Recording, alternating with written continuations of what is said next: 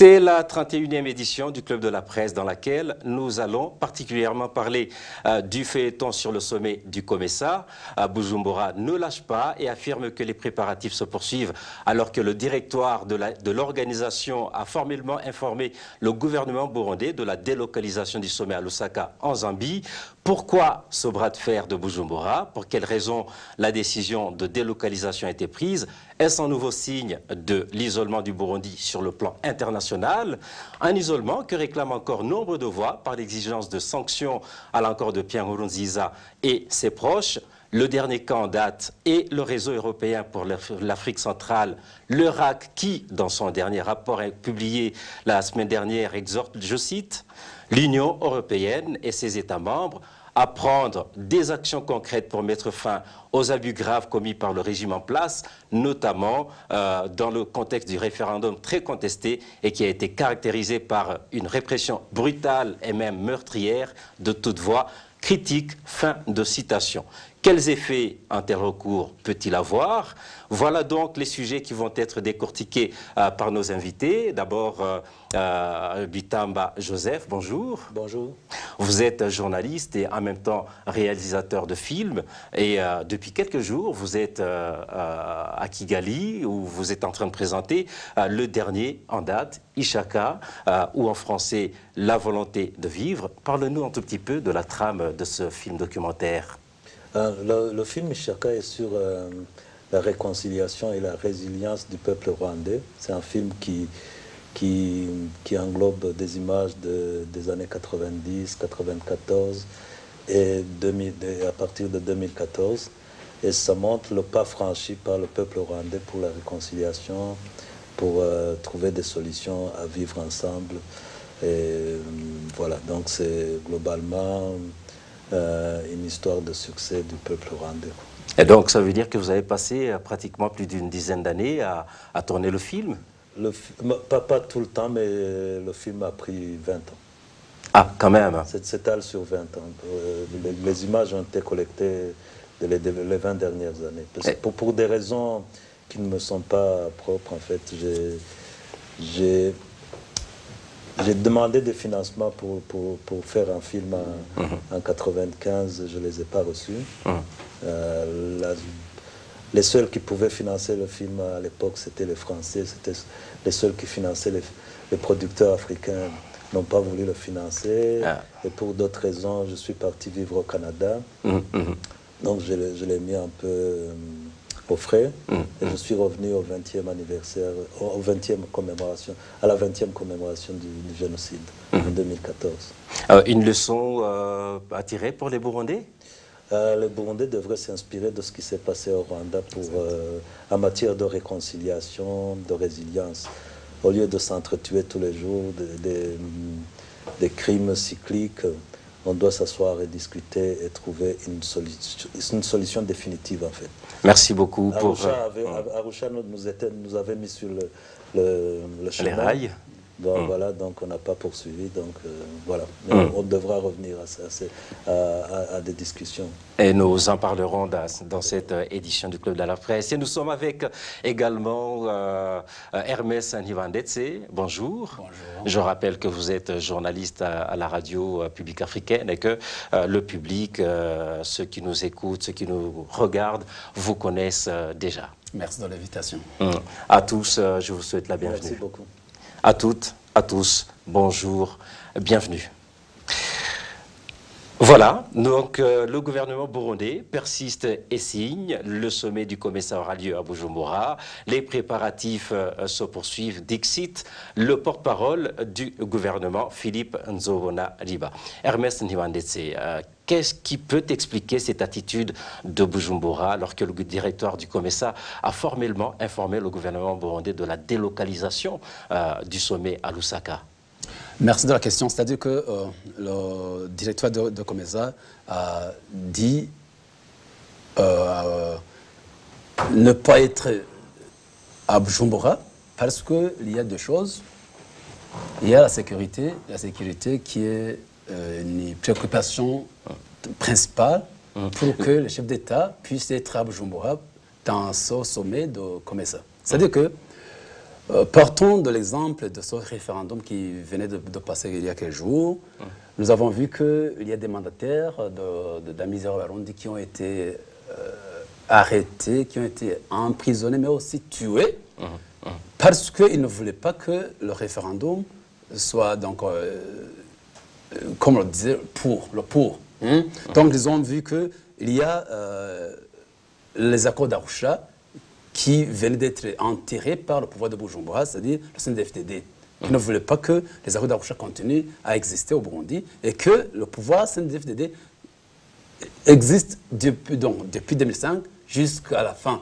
Donc, les chefs d'État du COMESA ont vu que ça ne vaut la peine de tenir la réunion de leur sommet à Bujumbura et qu'ils ont dit qu'il n'y a pas de sécurité, il n'y a pas d'une politique adéquate pour que les chefs d'État de COMESA, mais aussi de l'EAC, soient tenus à Bujumbura. Donc, c'est pour la raison qu'il y a la sécurité, il n'y a pas de politique adéquate pour que les chefs d'État soient à Bujumbura pour qu'ils puissent analyser les questions de l'Afrique de l'Est, mais aussi de l'Afrique australe, à Bujumbura. Parce qu'il n'y a pas de sécurité, il n'y a pas de politique. Mais je dirais que vous avez dit l'isolement international, mais c'est aussi l'isolement régional qu'Nkurunziza a pris, donc qui continue à dire le Burundi, ça se fait.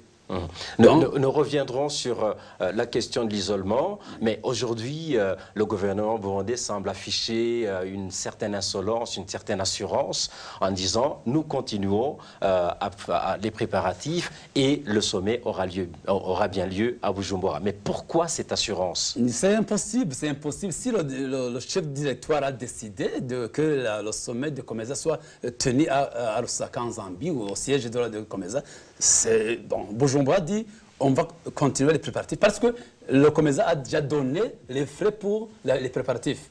Donc, ils vont consommer cet argent que le COMESA a donné, mais ça va terminer. Ça va terminer, et puis qu'est-ce qu'ils vont dire? Est-ce qu'ils vont dire, oh, monsieur COMESA, chef d'État du COMESA, donnez-nous encore du budget pour qu'on puisse préparer l'autre sommet qui va se tenir là? Impossible. Joseph Bitamba, dans la lettre, le directoire du COMESA a indiqué que la délocalisation est liée à des raisons juste imprévues, une raison purement vague. Pensez-vous qu'il y ait d'autres raisons ou alors quelles pourraient être ces raisons imprévues? Je pense que ce sont des termes diplomatiques. On ne va pas parler diplomatiquement comme on parle dans les cafés ou comme on est en train de le faire. Je pense que c'est une façon polie de dire on ne vient pas parce qu'il n'y a pas la sécurité, parce que la politique que vous menez ne convient pas à la région et qu'on ne peut pas envoyer des chefs d'État dans un pays où il y a une politique telle que la vôtre. C'est une façon polie de le dire. Je pense que le COMESA pensait que les choses allaient s'améliorer. Il y avait un calendrier, les discussions qui se faisaient à Arusha, il n'y avait pas encore le fameux référendum, qui n'en est pas un. Je pense que le pays avait espoir qu'il y a les politiciens de Bujumbura allaient évoluer. Mais ils se sont rendus compte que rien n'évoluait. Au contraire, ça s'empire. Un pays ne peut pas être en sécurité avec à peu près 500 000 réfugiés. Mettez les arrestations, les enlèvements, les meurtres, assassinats, la liberté d'expression qui n'est pas là. Tous les critères démocratiques qui ne sont pas aujourd'hui n'existent plus au Burundi. Ne sont pas réunis pour accueillir un tel sommet. 19 chefs d'État, quand même, c'est quand même costaud le COMESA. Et je pense qu'il y a des gens qui ne veulent pas se mouiller avec cette politique. Il y a des pays qui ne veulent pas participer, aller au Burundi, parce qu'aller au Burundi veut dire soutenir le régime. C'était une occasion que les Burundais, le pays de Burundi, avaient. C'était une belle occasion. Si réellement. Pour redorer son image. Oui. Parce que ça fait plusieurs années, depuis 2005, qu'il n'y a pas d'un sommet régional ou international qui s'est tenu à Bujumbura. Donc, ça devrait être une opportunité d'accueillir les chefs d'État, les chefs d'État de l'Afrique de l'Ouest, mais aussi de l'Afrique australe, pour Bujumbura. Mais malheureusement, ils se déshabillent. Justement, qu'est-ce que le Burundi perd avec la délocalisation de ce sommet? Économiquement, le Burundi perd beaucoup de choses. Tout d'abord, il y a ces frais que le COMESA avait donnés pour qu'il y ait des préparatifs. Ça, c'est autre chose. Il y avait des hôtels qui étaient prévus pour accueillir tous les chefs d'État, même aussi les délégations. Ça, ce sont les hôtels dans le pays qui perd économiquement. Ce sont ces devises que nous disons, il n'y a plus de devises à Bujumbura. C'était l'occasion d'avoir toutes ces devises. Et certainement que les chefs d'État allaient se faire accompagner d'hommes d'affaires. Oui, oui, beaucoup. Donc, c'est les chefs d'État dans une réunion, dans ce sommet, mais il y a d'autres personnes, d'autres invités qui seraient à Bujumbura, qui allaient visiter le pays en soi, et pour dire que finalement, le Burundi est en paix. Mais malheureusement, le pays n'est plus en paix. Le pays n'est plus en paix, non, c'est clair. Donc, économiquement, mais diplomatiquement, c'est le pire. C'est-à-dire que tous les chefs d'État africains ont vu que réellement, à Bujumbura, au Burundi, il n'y a plus de sécurité, il n'y a plus de politique pour accueillir d'autres chefs d'État. Ce n'est pas la première fois que le Burundi a accepté d'accueillir les chefs d'État. Nous avons vu l'EAC qui, le Burundi fait partie. Il y a... retournons en arrière, parce qu'il y a le président Nkurunziza, se disait président entre guillemets, qui avait l'opportunité d'être à la présidence de l'EAC, mais qui n'a pas voulu être à la présidence. Donc il y a un problème au niveau de la présidence, au niveau de Nkurunziza, qui ne peut pas, donc qui s'isole lui-même. Je dirais ça. Il parle d'isolement. Est-ce que justement cette délocalisation n'est pas une preuve que le Burundi est en train d'être encore davantage isolé? Joseph. Le Burundi est isolé depuis 2015, les choses vont en descendant. Donc, et rien n'est fait par Bujumbura pour au moins montrer une bonne volonté que les choses peuvent aller mieux. Et les choses ne peuvent pas aller mieux s'il y a un déni pareil. Donc, je pense que les autres chefs d'État ne sont pas non plus... Ils suivent les infos, et ils lisent les enquêtes qui se font, ils lisent... C'est un pays qui est sous enquête de la CPI quand même. On parle de crimes contre l'humanité. Donc, ce n'est pas un pays à les soutenir. Moi, je serais chef d'État, je n'y vais pas non plus. L'isolement va continuer jusqu'à ce que... je ne sais pas, jusqu'à ce que ce pouvoir accepte il faut s'asseoir avec les autres et discuter. Il y a toute l'opposition qui est à l'extérieur. Il y a vos radios qui ont été détruites. Il n'y a pas de liberté d'expression. On vient de le voir dans le référendum. Un simple paysan qui dit qu'il ne va pas voter par conviction se fait tuer. C'est quelle démocratie ça? Donc il y a beaucoup de choses qui doivent être faites pour que le Burundi recouvre sa dignité au sein du Conseil des Nations. Hermès, comme cyniquement le gouvernement burundais continue à utiliser les fonds qui lui ont été alloués pour ce sommet, alors qu'il aurait pu l'utiliser autrement pour d'autres choses dans un pays qui est en détresse économiquement comme le Burundi. Bon, je dirais que ça a été une opportunité pour le gouvernement burundais d'avoir cet argent pour qu'il puisse utiliser en autre chose. Parce que il y a quelques jours où le directoire de COMESA a dit on va délocaliser la tenue du sommet à Lusaka. Mais le gouvernement de Bujumbura a gardé le silence. Mais c'est après que ce gouvernement de Bujumbura a dit non, ça doit être tenu ici à Bujumbura. Mais pourquoi? Pourquoi est-ce que le gouvernement de Bujumbura n'a pas réagi depuis la communication du directoire de COMESA pour dire que cette fois-ci, on va tenir le sommet à Bujumbura. Il fallait réagir avant au lieu de réagir après. Oui, c'est-à-dire qu'ils ont dit, nous avons de l'argent, on va consommer de l'argent, on va faire autre chose, même si on dit qu'on est en préparatif, est-ce que réellement sur le terrain on est en préparatif? Si on a quand même vu des images qui circulent sur les différents réseaux sociaux, qui montrent des hôtels, qui montrent les routes qui sont en réparation, etc. etc. Pour dire que nous sommes en préparatif, mais réellement, intérieurement, est-ce qu'ils sont en préparatif? Est-ce qu'ils étaient capables d'accueillir ces chefs d'État, 19 chefs d'État? C'est parce qu'ils ont dit, OK, comme si le directeur du COMESA a pris la décision, essayons de montrer que finalement, on allait les recevoir à Bujumbura, mais je ne pense pas que ce n'est pas vrai, parce que tant qu'il n'y a pas de sécurité au Burundi, tant qu'il n'y a pas une politique adéquate, c'est impossible que les chefs d'État, dignes d'être chefs d'État africains comme européens ou américains, vont à Bujumbura pour être assistés dans des sommets pareils. Joseph, le COMESA qui semble écarter le Burundi, est-ce que ça ne risque pas d'influencer d'autres organismes dont le Burundi est membre? Mais certainement. Mais est-ce qu'il y a beaucoup d'associations ou de communautés internationales qui veulent aller au Burundi aujourd'hui? Tout le monde sait ce qui se passe. Je n'entends pas, je n'ai pas ouï dire d'une conférence qui se tenait à Bujumbura.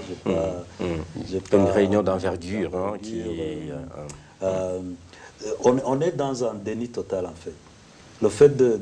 Est-ce que c'est le Burundi qui a fait, qui pose candidature qui détermine où va se tenir ce sommet?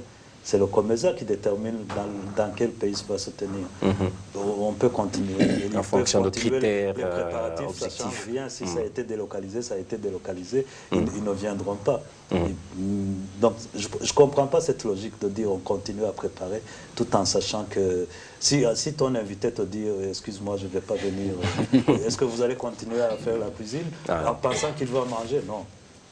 Ça sera une cuisine pour vous. Ah oui, ou alors jeter de l'argent par la fenêtre. Voilà. En fait, l'isolement est là parce que même en préparant le référendum de la campagne, souvenez-vous que l'Union européenne, d'autres ont dit on ne va pas envoyer des observateurs pour ce référendum burundais. C'est-à-dire que c'est déjà l'Union européenne, comme la communauté internationale, a déjà abandonné le Burundi. Donc, pour que le Burundi continue à être dans l'isolement total. Vous parlez de l'isolement, justement, l'autre sujet qui ne s'éloigne pas tellement du premier, c'est les multiples appels à la prise de sanctions plus contraignantes contre le pouvoir de Bujumbura. Le dernier exemple étant le RAC, Réseau européen pour l'Afrique centrale. Le RAC qui demande, entre autres, de stopper le soutien de l'UE au processus de médiation tel qu'il est mené aujourd'hui par l'EAC, faute d'une inclusivité et d'une crédibilité suffisante, et appuyer la mise en place par l'Union africaine d'une équipe de médiation et de facilitation neutre et consensuelle. Joseph, pensez-vous que cet appel puisse être entendu, étant donné que certains pays comme l'Ouganda ou encore la Tanzanie, on n'évoque plus l'Afrique du Sud depuis la démission de Jacob Zuma de la tête du pays, des pays dont les chefs d'État ont des intérêts personnels. Pensez-vous que cet appel soit vraiment entendu? Entendu, je ne sais pas, je ne suis pas dans les sphères de l'Union européenne, mais cet appel a au moins le mérite de clarifier les choses. À mon avis, il faut que nos politiciens, je veux dire les politiciens de l'opposition et d'autres, internes ou externes, soient conséquents avec eux-mêmes. Nous, citoyens lambda, on a remarqué que l'EAC, la communauté est-africaine, ne veut pas ou n'a pas envie de régler ce problème. On n'est pas compétent pour le régler. Je ne sais pas ce qui est approprié, mais moi, quand je regarde, ça fait 3 ans que le problème existe. Museveni a convoqué une réunion, Mkapa a fait ce qu'il a fait avec les lacunes, avec une incompétence, moi je dirais pas possible, où on dirait qu'il écoutait plus Bujumbura que l'opposition. Même si l'Assemblée par la suite se rattrapait. Est-ce que les présidents de l'EAC s'entendent sur la question? Ça, c'est un autre point d'interrogation. Mais il est clair que, vu l'exemple que j'ai donné en Kirundi, la Gambie, ça a été réglé très rapidement. On dirait qu'il n'y a pas cette volonté de s'occuper de ce problème. Mais moi, je peux comprendre. C'est un problème. Ils se sont occupés de ce problème il y a 20 ans. C'est à nous autres Burundais aujourd'hui. Il nous incombait, à nous, de continuer sur le chemin d'Arusha et pas de le briser. Donc, quelque part, je peux comprendre la lassitude de Museveni, de la Tanzanie et d'autres face à ce problème. Est-ce vraiment une lassitude ou c'est parce que le contexte actuel les sert? Le contexte actuel fait peur à certains chefs d'État, par exemple. On sait très bien que c'est un vase communicant, la région des Grands Lacs. Ça va se transvaser ailleurs. Donc, à mon avis, ça devrait aussi les préoccuper. Parce que ça ne va pas finir au Burundi, ça va finir dans... La région va s'embraser. Les accords qui sont là, on les connaît, je ne vais pas revenir là-dessus. On sait comment les choses se passent dans les Grands Lacs. Ce qui touche le Burundi va toucher le Rwanda, va toucher le Congo, et la Tanzanie aussi. Les conséquences sont énormes, les réfugiés sont un peu partout. Donc, il n'y a pas de volonté de l'EAC de régler ce problème. Donc, à mon avis, oui. Pourquoi continuer à financer? Ça fait 3 ans, ils n'ont pas parvenu à faire quoi que ce soit. Il faut revoir. Bon, l'EAC a un mandat de l'Union africaine. C'est à l'Union africaine de dire, écoutez, vous ne parvenez pas à régler ce problème, on va vous amener la CEDEAO ou d'autres médiateurs. Hermès, il parle de lassitude et le RAC est une voix qui vient s'ajouter à d'autres. Est-ce qu'il y a de l'espoir que cette fois-ci, il puisse être entendu? Moi, je dirais que et la communauté internationale, l'EAC, l'Union européenne ont déjà fait beaucoup de rapports sur le Burundi. Les Burundais en ont assez avec ces rapports, qu'ils mettent en exécution ce qu'ils ont fait dans ces rapports. Donc, dire nous avons fait ça pour que le gouvernement Bujumbura puisse être sur la table de négociation, impossible. Le gouvernement de Bujumbura, Pierre Nkurunziza, a refusé d'être sur la table de négociation. Pourquoi est-ce que l'Union européenne, dont vous avez dit le RAC, soutenu par l'Union européenne, pourquoi est-ce que l'Union européenne ne peut pas faire de tout son mieux pour que nous appuyions sur la table de négociation? Et non pas dire, on a fait des rapports, Pourquoi ces rapports? Les Burundais, que nous sommes, nous en avons assez. Donc ils mettent en exécution ceux qui sont dans les rapports. On leur dit, tu ne veux pas être sur la table de négociation. Pourquoi? Que tu puisses être là-bas, ou bien on prend un embargo. Nous avons vu en 1996, sur le gouvernement Buyoya, on a pris des négociations, donc on a pris un embargo, pardon, et puis Buyoya a dû accepter d'être sur la table de négociation à Arusha. Raison pour laquelle on a eu les accords d'Arusha, où tous les Burundais se sont rassemblés. Donc, on a eu une unité nationale, on a fait ça, mais malheureusement, Pierre Nkurunziza a dit effacer les accords d'Arusha et la constitution qui est en sorte de ces accords d'Arusha. Et voilà maintenant qu'il a dit on efface les accords d'Arusha, on prend le référendum, vous avez vu ce qui s'est passé hier, quelques jours après. Donc, on continue l'assassinat des Burundais, dans tous ces gens qui ne s'entendent pas sur la décision du parti, donc l'opposition. On va massacrer complètement les opposants de Nkurunziza. Donc, pour dire que la communauté internationale est là, l'obligation d'obliger Nkurunziza et son parti d'être sur la table de négociation, soit en prenant un embargo, soit en usant de force. Sauf que l'embargo de 1996 a marché parce que la sous-région a soutenu cet embargo. Oui. N'est-ce pas, Joseph? C'est la décision de la sous-région, justement, l'embargo. Donc, c'est ce qui manque aujourd'hui, cette unanimité ou cet accord. Il faut que les chefs d'État de la sous-région soient d'accord. Ou alors délocaliser les négociations, que ça se passe ailleurs. Parce que visiblement, un des pays où, le pays où se passent ces négociations est proche d'une des parties, donc ne peut pas être partie et juge. Oui, mais pourtant, les accords d'Arusha ou l'accord d'Arusha a été signé dans ce même pays. Qui soutenait l'autre partie, justement, déjà. Bien sûr, Franck. Donc, il faut penser à ce que, parce qu'il y a la Tanzanie, il y a l'Ouganda.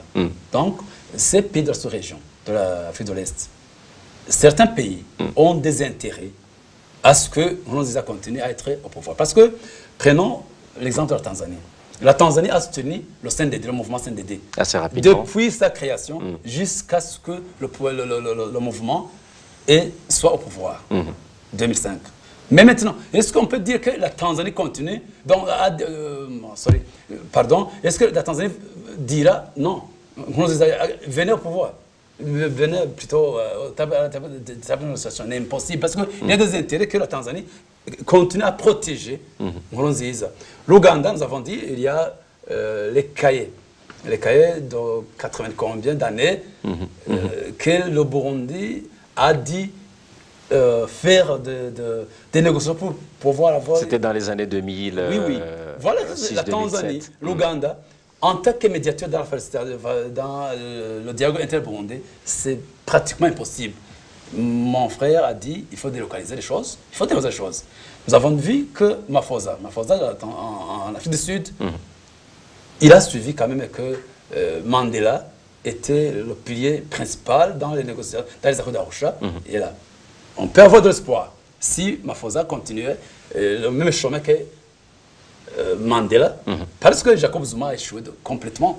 L'autre facilitateur tanzanien, il a complètement échoué. Mkapa, yes. Donc il a complètement échoué. Donc pour dire que actuellement, on n'a pas de l'espoir que le Burundi trouvera de la paix dans la sous-région, mais il faut agrandir, donc aller plus loin que l'EAC. Espérons que vos voix soient effectivement entendues, que tout le monde se rende compte, prenne conscience de l'importance de prendre des décisions fermes pour que des solutions soient trouvées aux problèmes ou à la crise burundaise. C'est ici que prend fin cette 31e édition du Club de la Presse. Merci à nos invités, Hermès Nivandetse, merci beaucoup. Merci beaucoup à Joseph Bitamba. Merci beaucoup. Merci beaucoup. Merci également à toute l'équipe technique, à toutes, à tous. Je vous donne rendez-vous la semaine prochaine pour un nouveau numéro du Club de la Presse.